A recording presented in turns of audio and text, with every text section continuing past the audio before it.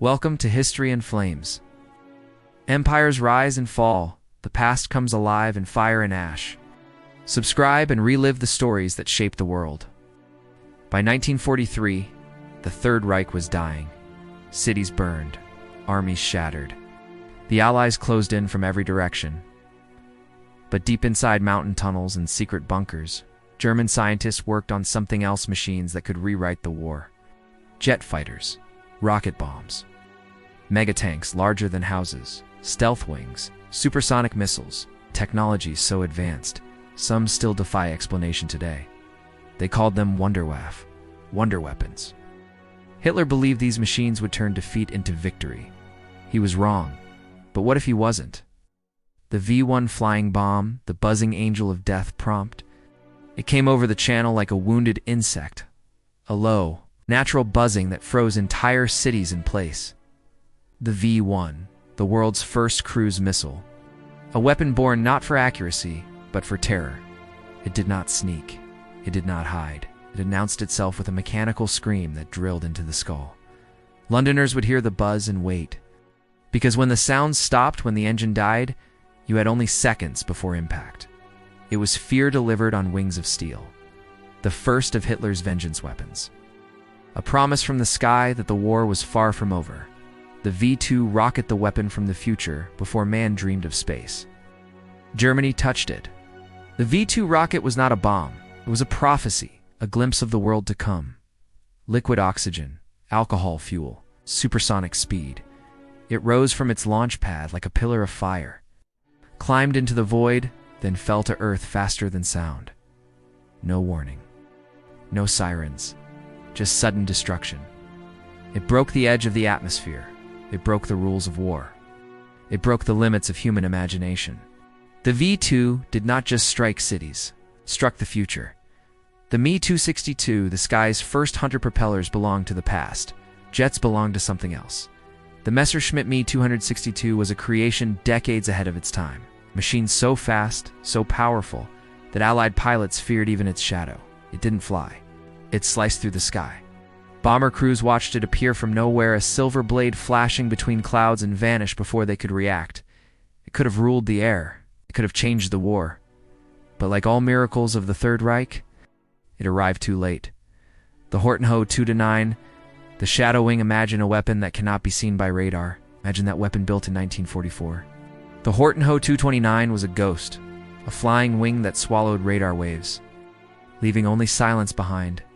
It looked alien, unnatural, as if it had crashed through time from a war we haven't fought yet. Twin jet engines, a smooth wooden skin, edges shaped for invisibility. If the war had lasted one more year, Shadow Wing might have devastated Britain from the night sky. The world's first stealth aircraft was born in the ashes of a dying empire. The Lankraiser Rat, the megatank of madness. Some ideas are born from science, others from obsession. Hitler wanted a tank the size of a battleship, a land leviathan that would crush cities under its tracks. The Lankraiser Rat. 1,000 tons of steel, naval guns mounted on a tank chassis, dozens of AA cannons, engines stolen from U-boats. It was insanity on blueprint paper. Had it been built, it would have been unstoppable and completely useless. A monster fit for mythology, symbol of a dictator dreaming far beyond reality. Die Glock, the bell that shouldn't exist. Deep in the Owl Mountains, inside a facility wiped from maps, the Third Reich built something strange. A device, chamber, a machine no one could explain. They called it Die Glock. The bell witnesses spoke of violet light, of metal that hummed like a living creature, of scientists who died suddenly, their bodies drained of life. Some claim it was an engine, some claim it was a weapon, some claim it was a doorway. The truth was buried with the war. But the bell remains one of the darkest mysteries of the Nazi arsenal. The V-3 Supergen. The cannon in the mountain high above the French coast, inside a hillside carved by thousands of slave laborers, Germany built a gun unlike any other. Multiple chambers, secondary charges, acceleration over kilometers. A cannon so long it stretched like a vein through the earth. Its target was not a battlefield, not a port, not a military base. Its target was London. a weapon that could fire across the sea without ever moving an inch. The mountain itself was the barrel, the natter, the human missile one prompt. When fuel ran out, when pilots died faster than they could be trained, Germany built a new kind of interceptor.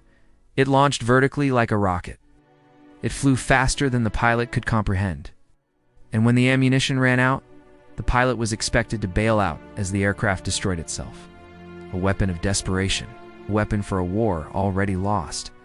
The natter was not designed to win. It was designed to drag the war out by any means necessary. Hitler's final weapons. The fantasies of a dying empire as the walls closed in, Hitler dreamed bigger.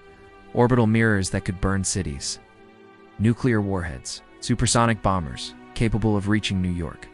Blueprints were drawn. Models were built. Resources did not exist.